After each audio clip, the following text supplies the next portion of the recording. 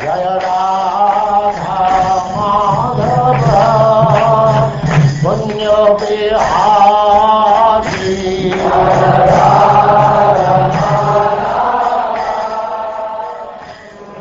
And now chapter 10. Lord Shiva and Uma glorify Markandeya Rishi.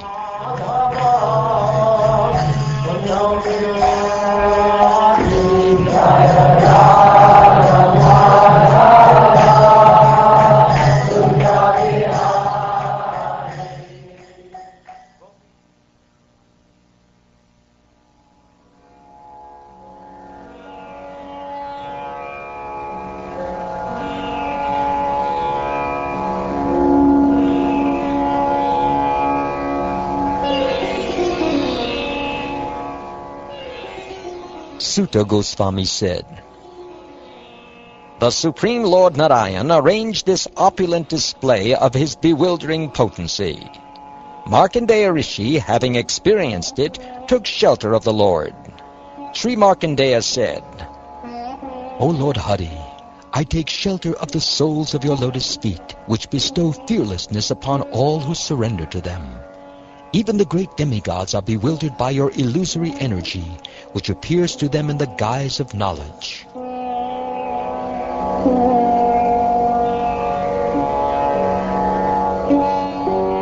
Lord Rudra, traveling in the sky on his bull and accompanied by his consort Rudrani, as well as his personal associates, observed Markandeya in trance.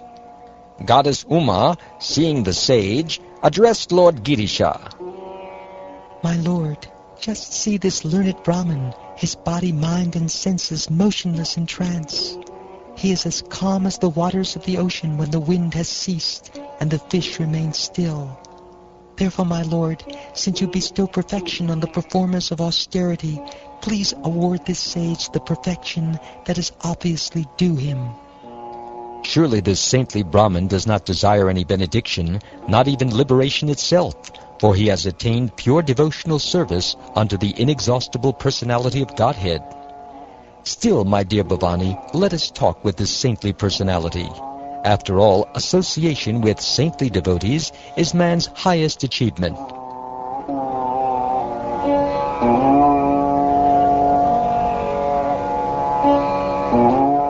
Having spoken thus, Lord Shankara, the shelter of pure souls, master of all spiritual sciences, and controller of all embodied living beings, approached the sage.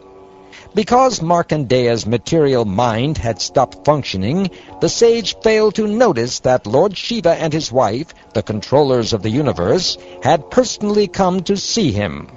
Markandeya was so absorbed in meditation that he was unaware of either himself or the external world. Understanding the situation very well, the powerful Lord Shiva employed his mystic power to enter within the sky of Markandeya's heart, just as the wind passes through an opening. Sri Markandeya saw Lord Shiva suddenly appear within his heart. Lord Shiva's golden hair resembled lightning, and he had 3 eyes, 10 arms, and a tall body that shone like the rising sun. He wore a tiger skin, and he carried a trident, a bow, arrows, a sword, and a shield, along with prayer beads, a damaru drum, a skull, and an axe. Astonished, the sage came out of his trance and thought, "Who is this, and where has he come from?" Opening his eyes, the sage saw Lord Rudra, the spiritual master of the 3 worlds, together with Uma and Rudra's followers. Markandeya then offered his respectful obeisances by bowing his head. Markandeya worshipped Lord Shiva along with Uma and Shiva's associates by offering them words of welcome, sitting places, water for washing their feet, scented drinking water, fragrant oils, flower garlands, and arati lamps. Markandeya said, "O mighty Lord, what can I possibly do for you, who are fully satisfied by your own ecstasy? Indeed, by your mercy you satisfy this entire world. Again and again I offer my obeisances unto you, O all auspicious transcendental personality. As the Lord of goodness, you give pleasure, In contact with the mode of passion, you appear most fearful, and you also associate with the mode of ignorance.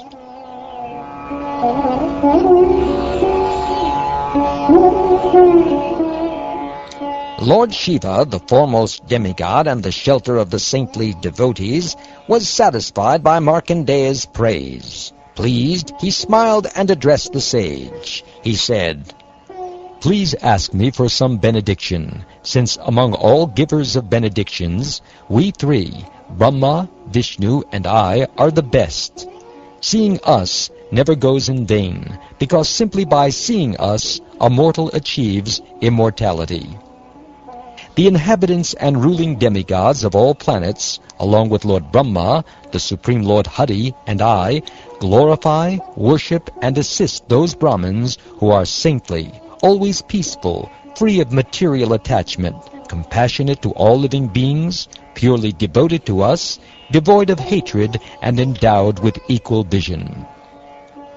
These devotees do not differentiate between Lord Vishnu, Lord Brahma, and me, nor do they differentiate between themselves and other living beings. Therefore, because you are this kind of saintly devotee, we worship you. Mere bodies of water do not constitute holy places, nor are lifeless statues of the demigods actual worshipable deities. Because external vision fails to appreciate the higher essence of the holy rivers and the demigods, these purify only after a considerable time. But devotees like you purify immediately just by being seen. By meditating upon the Supreme Soul, performing austerities, engaging in Vedic study, and following regulative principles, the Brahmins sustain within themselves the three Vedas, which are non-different from Lord Vishnu, Lord Brahma, and me. Therefore I offer my obeisances unto the Brahmins. Even the worst sinners and social outcasts are purified just by hearing about or seeing personalities like you. Imagine then how purified they become by directly speaking with you.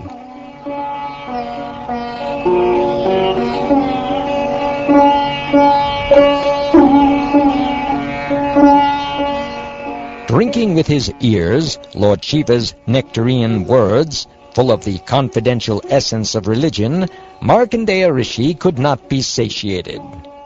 Markandeya, having been forced by Lord Vishnu's illusory energy to wander about for a long time in the water of disillusion, had become extremely exhausted. But Lord Shiva's words of nectar vanquished his accumulated suffering. Thus he addressed Lord Shiva. He said, "It is indeed most difficult for embodied souls to understand the pastimes of the universal controllers, for such lords bow down to and offer praise to the very living beings they rule. Generally, it is to induce embodied souls to accept religious principles that the authorized teachers of religion exhibit ideal behavior while encouraging and praising the proper behavior of others. This apparent humility is simply a show of mercy.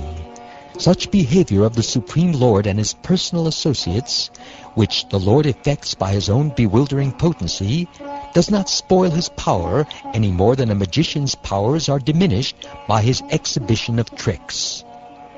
I offer my obeisances to that Supreme Personality of Godhead, who has created this entire universe simply by his desire, and then entered into it as the Supersoul. By making the modes of nature act, he seems to be the direct creator of this world, just as a dreamer seems to be acting within his dream. He is the owner and ultimate controller of the three modes of nature, yet he remains alone and pure, without any equal. He is the supreme spiritual master of all, the original personal form of the Absolute Truth. O all-pervading Lord, since I have received the benediction of seeing you, what other benediction can I ask for? Simply by seeing you, a person fulfills all his desires and can achieve anything imaginable. But I do request one benediction from you, who are full of all perfection and able to shower down the fulfillment of all desires.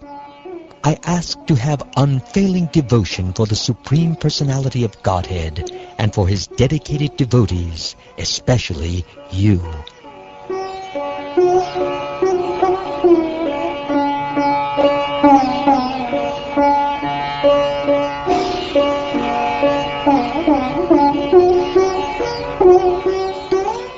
Thus worshipped and glorified by the eloquent statements of the sage Markandeya, Lord Shiva, or Shiva, encouraged by his consort, replied to him as follows. O great sage, because you are devoted to Lord Adhokshaja, all your desires will be fulfilled. Until the very end of this creation cycle, you will enjoy pious fame and freedom from old age and death. O Brahman, may you have perfect knowledge of past, present, and future, along with transcendental realization of the Supreme, enriched by renunciation. You have the brilliance of an ideal Brahman, and thus may you achieve the post of spiritual master of the Puranas.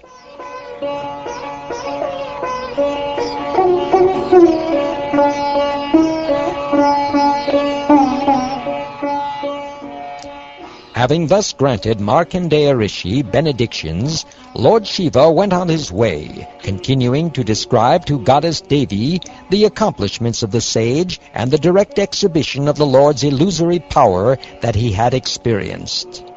Markandeya Rishi, the best of the descendants of Bhrigu, is glorious because of his achievement of perfection in mystic yoga. Even today he travels about this world, fully absorbed in unalloyed devotion for the Supreme Personality of Godhead. I have thus narrated to you the activities of the highly intelligent sage Markandeya, especially how he experienced the amazing power of the Supreme Lord's illusory energy. Although this event was unique and unprecedented, some unintelligent persons compare it to the cycle of illusory material existence the Supreme Lord has created for the conditioned souls, an endless cycle that has been continuing since time immemorial. O best of the Bhrigus, this account concerning Markandeya Rishi conveys the transcendental potency of the Supreme Lord. Anyone who properly narrates or hears it will never again undergo material existence, which is based on the desire to perform fruitive activities.